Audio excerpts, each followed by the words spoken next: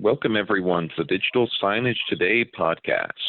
Today, I am joined by Jason Dorough. He's the Vice President of Enterprise Sales for Digi International, and he'll be sharing with us some insights about digital signage connectivity. How are you doing today, Jason? I'm doing well. Thank you very much. Excellent. So let's get right into it. So my first question I had for you today is, what are some of the challenges with digital signage connectivity that you've noticed?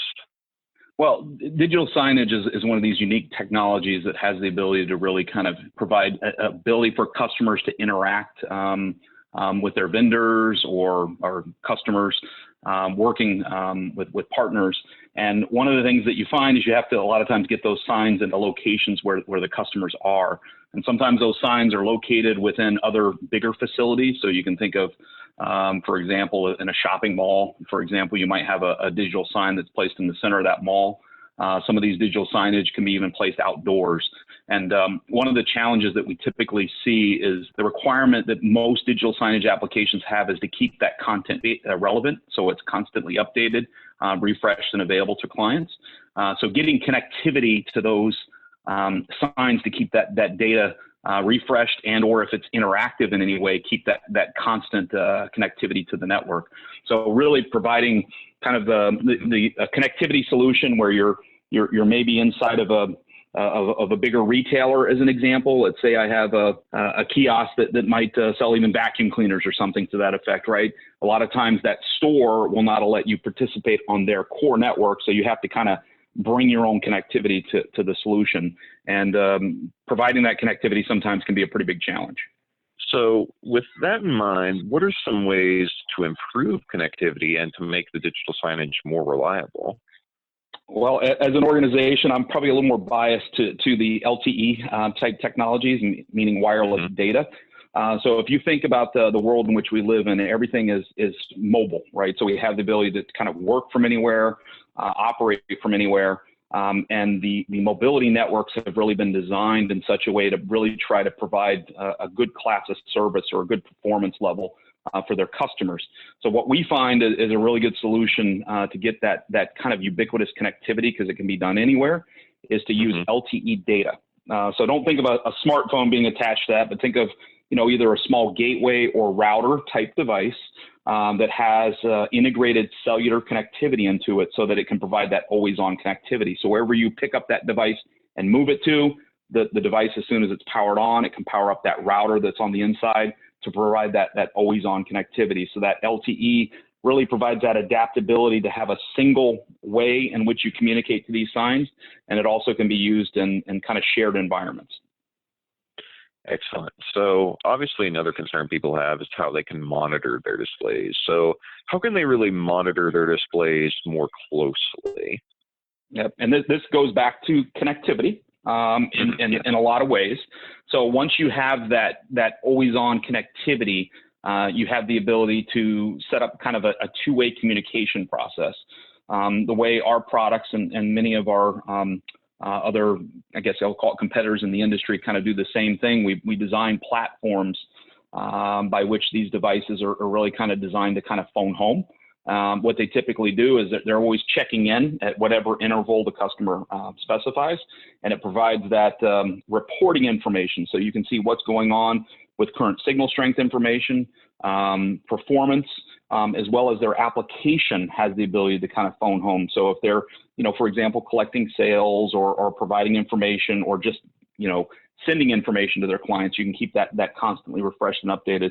So not only is your application itself that you're designing that digital signage for, you're also really building a solution by which you can monitor the health of your overall network, and putting it into that single dashboard view, if you will, provides that ability to not only give you a good snapshot of what's going on with your network, but also enforce policies in terms of configuration that provides more of a secure connection for your devices remotely.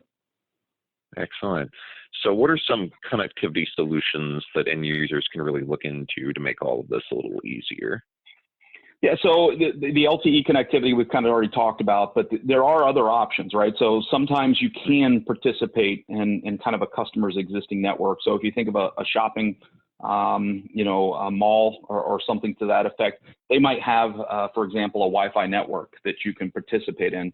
some of the challenges that we've seen though with customers is, sometimes, that there's a routine where the vendors might change the password, for example, or change the network name, or make some kind of adjustment to that network, which would therefore take your digital signage application offline. And we find that to be, pretty problematic when you put it on a kind of a large deployment kind of model to really rely on customers' existing transport. So we are really big fans and see most successful projects when customers are really trying to bring their own connectivity to the table, and not to dismiss wireline services as well, but there are customers that will roll out digital signage applications where they're using wireline connectivity services. Think of broadband, cable modem, even DSL type connections that could still be leveraged as part of these solutions. But the flexibility that we're seeing and the benefits that we see from an LTE connection, I think really is the, I guess I'll call it best in class, better way for customers to go. Excellent. So one obviously issue that comes up a lot whenever connectivity is discussed is 5G. So how important do you view 5G in this discussion about digital signage connectivity? The way a lot of the technologies are being leveraged today, they are sometimes interactive if you're making a purchase. Let's say you're popping in a credit card. But most of those transactions are pretty small, right? So in today's world, we have kind of more of a store and forward, or the real-time communication that's going on with a lot of these applications is really more of a, I'll call it kind of low requirement in terms of the LTE data. In other words, I think the networks today are more than sufficient to carry the applications. But as we evolve our technologies into more of the 5G world, you can really get a lot more interaction. You can really start doing more things like streaming video. So I'm really kind of excited to see where the industry can kind of take this once we do have more of true 5G services deployed. And we're already seeing kind of an evolution, if you will. And in fact, LTE, most people might not realize, but stands for long-term evolution. So the whole goal of LTE when it was launched as a 4G technology was to kind of build stepping stones, right? To give us the ability to kind of evolve and grow the speed. So when we first launched LTE, you can kind of think of it as, hey, I had one lane to the tower. We're now in higher, what's called category levels in terms of the LTE capabilities, where you can now, take not just one lane of traffic, if you will, but kind of bond multiple lanes simultaneously. That technology is referred to as carrier aggregation. So as an example, we have products that when we launched, our theoretical limit on LTE was about 150 meg. We're now seeing speeds well over a gig from a theoretical speed standpoint. So LTE in and of itself is a technology that's evolving and growing and expanding in terms of throughput. But some of the 5G technologies are adding even more frequencies that will be available to these, I'll call them cellular radios. So they can do, what's being referred to as millimeter wave to give you a lot more speed. So you have to be a little closer to where that transmission tower is, for example, for millimeter wave.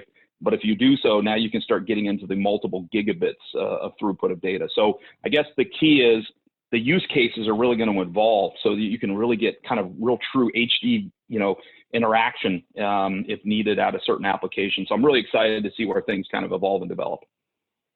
Excellent, excellent. So what are some ways that Digi International specifically addresses this issue of digital signage connectivity?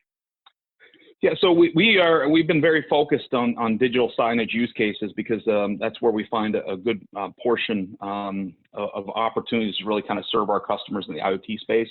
One of the applications you can think of, even outdoor signage, ATM machines. All of these things have been around, if you will, for many, many years. Being able to provide devices that can work in harsh conditions, meaning if it's something where digital signage might be put outdoors, obviously the equipment itself, whatever multimedia equipment is being leveraged, as well as the processing component of that, as well as our router, right? All of that needs to be able to support the higher and low temperature, potential humidity, and other things that might come into play there. But we also want to really create, devices that have that ability to be always on. So we call it SureLink in our technology, where we're constantly trying to poke at that cellular connection, even though that cellular radio might be reporting to me that it's online. Sometimes those things aren't really so, and customers experience this all the time, where they'll have to sometimes restart their phones and whatnot.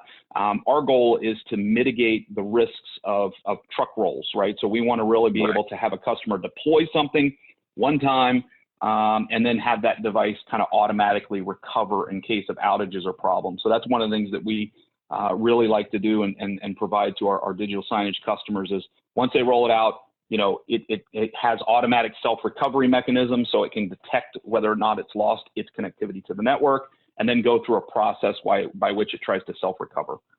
So those are some of the things, as well as our management platform that provides kind of that global view of what's going on with all your sites. Well, thank you so much. And before we get off, do you have anything else you'd like to add about this topic? Well, again, I know I mentioned this before, but when it comes to 5G, I guess I'll just stress that it's very exciting to see where this technology will go. When we kind of take a step back, a lot of times it's amazing to watch, the development that we've had, where customers have really gone from, having to talk to a person to get answers. Think about even in your airports, right? There's usually not even somebody behind the gate, right, until 30 minutes before the plane's about to leave, because people, have plenty of digital signage around to give them information on exactly what's going on. So I think as a society, we're all benefiting, although there is some argument to be made about the loss of human interaction. But we as a people typically like to get our answers quickly and efficiently. And, digital signage, as it evolves and develops, I'm really excited to see where the use cases will take us in the future. Excellent. Well, thank you so much for joining us today, Jason. It was awesome talking to you. Thank you.